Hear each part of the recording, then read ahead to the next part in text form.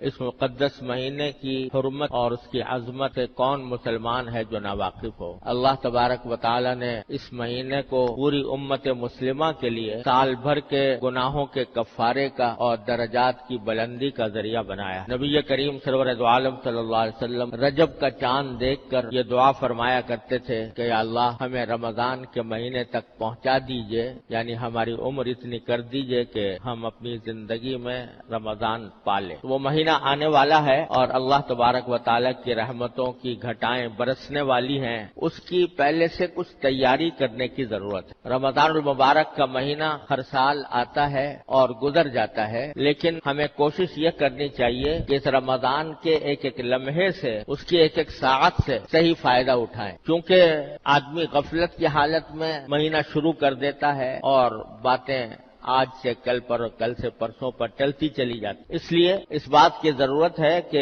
شروع ہی سے، رمضان شروع ہونے سے پہلے آدمی اس کی تیاری کرے۔ یہ مہینہ یوں تو روزوں کا مہینہ ہے، رات کے وقت میں تراویح اس میں سنت مؤکدہ قرار دی گئی ہے، لیکن ایسا لگتا ہے کہ یہ پورا کا پورا مہینہ در حقیقت مسلمانوں کو ایک نئی زندگی دینے والا مہینہ ہے۔ 11 مہینے تک ہم لوگ اپنی دنیاوی مصروفیات میں لگے رہتے ہیں اور ان مصروفیات کی وجہ سے بسا اوقات ہم پر غفلت طاری ہوتی رہتی ہے اور اللہ جل جلالہ کے ساتھ جو مضبوط تعلق ہونا چاہیے تھا وہ کمزور پڑ جاتا ہے۔ اس واسطے اللہ تبارک و تعالی نے یہ مہینہ اس غرض کے لیے بنایا ہے کہ جو لوگ سال کے 11 مہینوں میں اللہ تبارک و تعالی کے تعلق سے دور چلے گئے ہیں،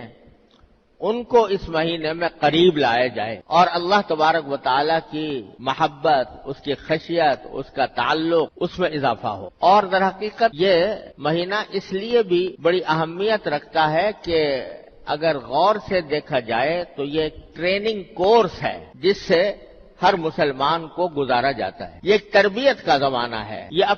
اپنی روح کو بالیدگی، اپنی روح کو تازگی دینے کا مہینہ ہے۔ یہ اللہ تبارک و تعالیٰ کی رحمتوں کو متوجہ کرنے کا مہینہ ہے۔ یہ اللہ تبارک و تعالیٰ کے ساتھ مضبوط تعلق قائم کرنے کا مہینہ ہے۔ یہ اس بات کا مہینہ ہے کہ انسان اپنے آپ کو گناہوں سے بچنے کی عادت ڈالے اور اس کی تربیت حاصل کرے۔ روزہ بذات خود بہت عظیم عبادت ہے، لیکن اس کا ایک بہت بڑا مقصد یہ ہے کہ انسان کو اپنی نفسانی خواہشات پر قابو پانے کی عادت پڑے۔ اسی لیے قرآن کریم نے یہ فرمایا کہ یا ایھا الذین آمنوا کتب علیکم الصیام کما کتب علی الذین من قبلکم لعلکم تتقون۔ روزے ہم نے تم پر اس لیے فرض کیے ہیں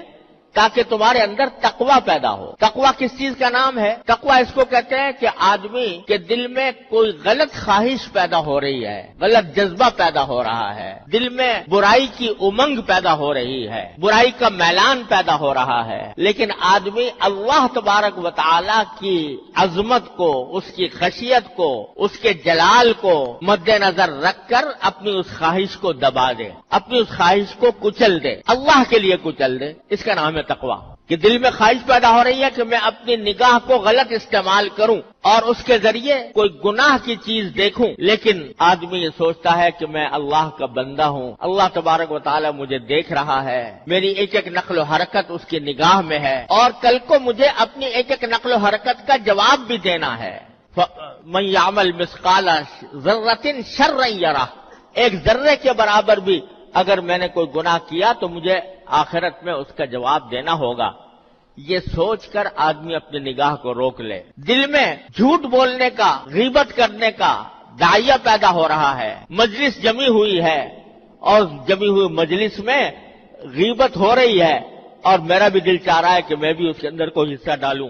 لیکن آدمی اس وقت اللہ تبارک و تعالیٰ کی عظمت کو، اس کی خشیت کو، اس کے جلال کو دل میں لا کر اپنے آپ کو اس سے روک لے، تو یہ تقویٰ ہے۔ تو اللہ تبارک و تعالیٰ فرماتے ہیں کہ ہم نے روزے تم پر اس لیے فرض کیے ہیں تاکہ تمہارے اندر تقویٰ پیدا ہو، کیونکہ روزے کے ذریعے تقویٰ کی تربیت دی جاتی ہے۔ وہ اس طرح کہ ہر مسلمان جب روزہ رکھ لیتا ہے اور ارادہ کر لیا کہ آج میرا روزہ ہے، جس کے معنی یہ کہ مغرب کے وقت تک میں نہ کچھ کھاؤں گا، نہ پیوں گا، نہ اپنی جائز خواہشات جو بیوی کے ساتھ پوری کرنا حلال ہوتا ہے وہ بھی میں نہیں کروں گا، یہ ارادہ انسان نے کر لیا. جب روزہ رکھ لیا تو کوئی بھی مسلمان ایسا نہیں ہوتا کہ جو بھوک کی شدت کی وجہ سے یا پیاس کی شدت کی وجہ سے روزہ توڑ دے. بھوک لگی ہوئی ہے، کھانا موجود ہے، اس کی خوشبو آ رہی ہے، اس کو کھانے کو دل چاہ رہا ہے، لیکن چونکہ روزہ رکھ لیا ہے تو اس وجہ سے آدمی سوچتا ہے کہ میں نے روزہ رکھا ہوا ہے، اس حالت میں کھانا میرے لیے جائز نہیں، صبر کرو، شام تک صبر کرو، جب شام ہوگی اور یہ کھانا حلال ہو جائے گا پھر کھاؤں گا. تو یہ